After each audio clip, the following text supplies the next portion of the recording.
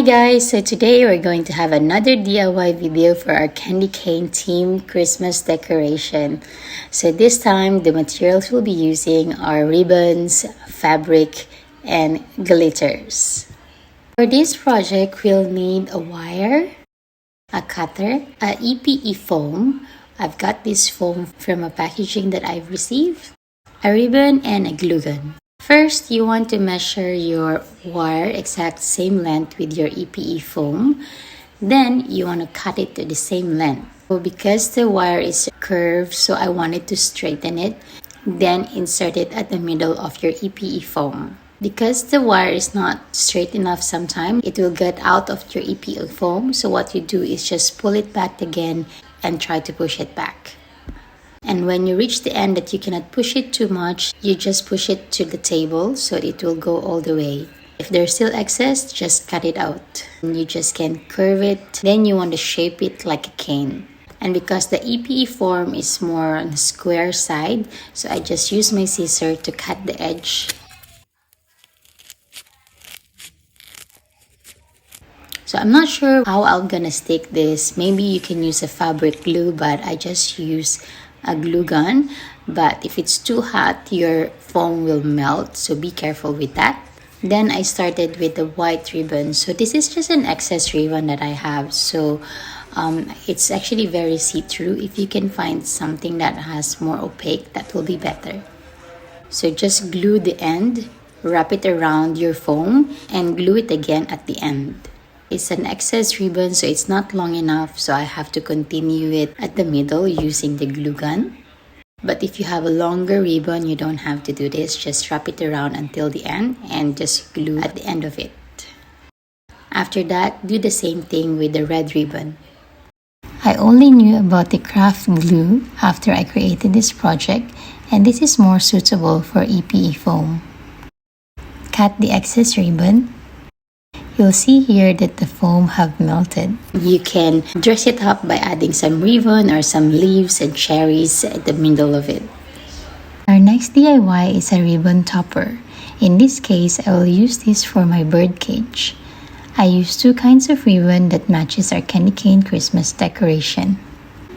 I estimated the length that suits my bird cage, then combined the two ribbon and fold them together. I folded it 5 times, which gives 6 layers of ribbon each. The length and the thickness of the ribbon will be up to you, so mine will be at 20 cm.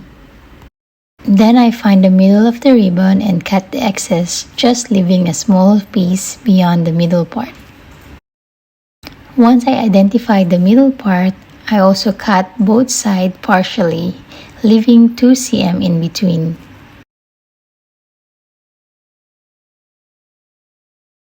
Use a twist tie to tie your ribbon.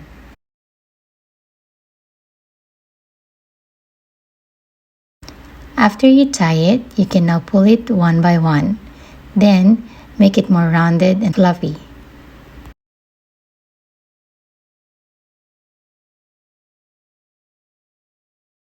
Next, we will make the tail.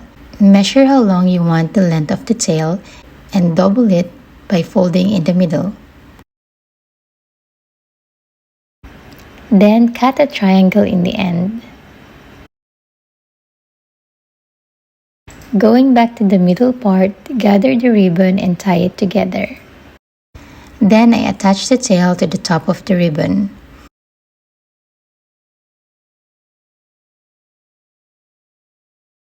To curl the ends, you can just roll it downwards like this.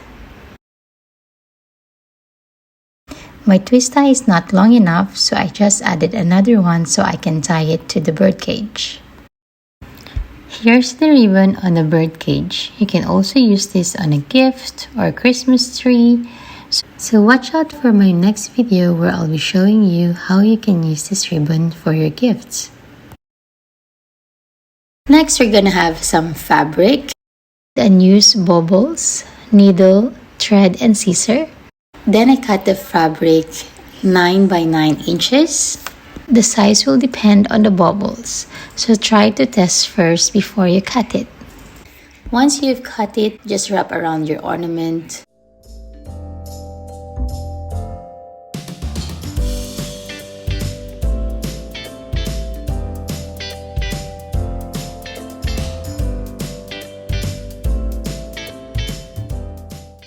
Then I just use a needle and thread to sew it, then wrap it around and sew it again to lock.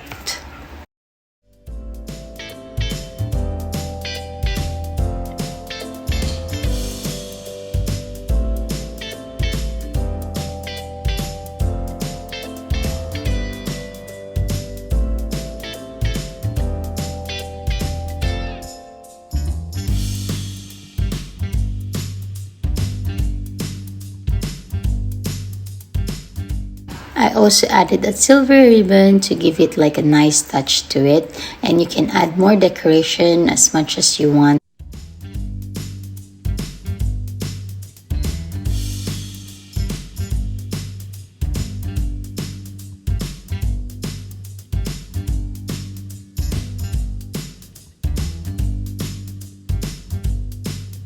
So I thought of cutting the end, but you can leave it like this, or I just thought of trying to cut it, so I did.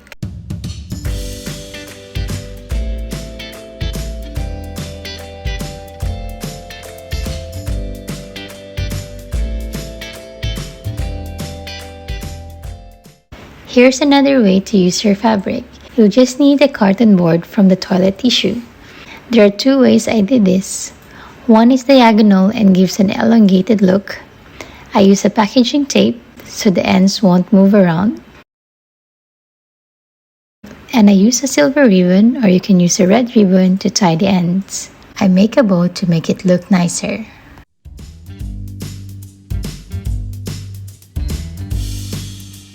The second look is wrapping it horizontal. It gives more a chunky look to it. And just do the same process.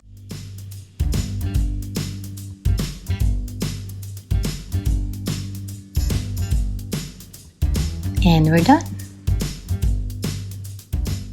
And for our glitter DIY, what you need is unused baubles or ornament, white paint, craft glue or Elmer's glue, and for our main material is glitter. First one is the easiest and the successful one. Spread the glue around the bubbles. I use a tweezer to hold the bubbles and pour the glitter around it.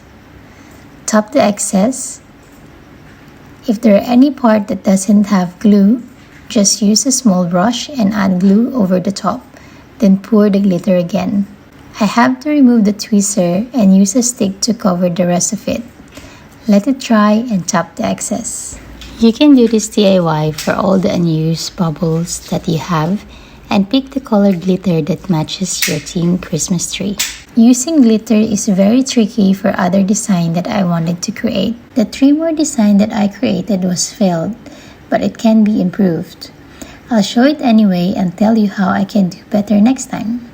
I wanted to create white and red bubbles that matches the candy cane decoration.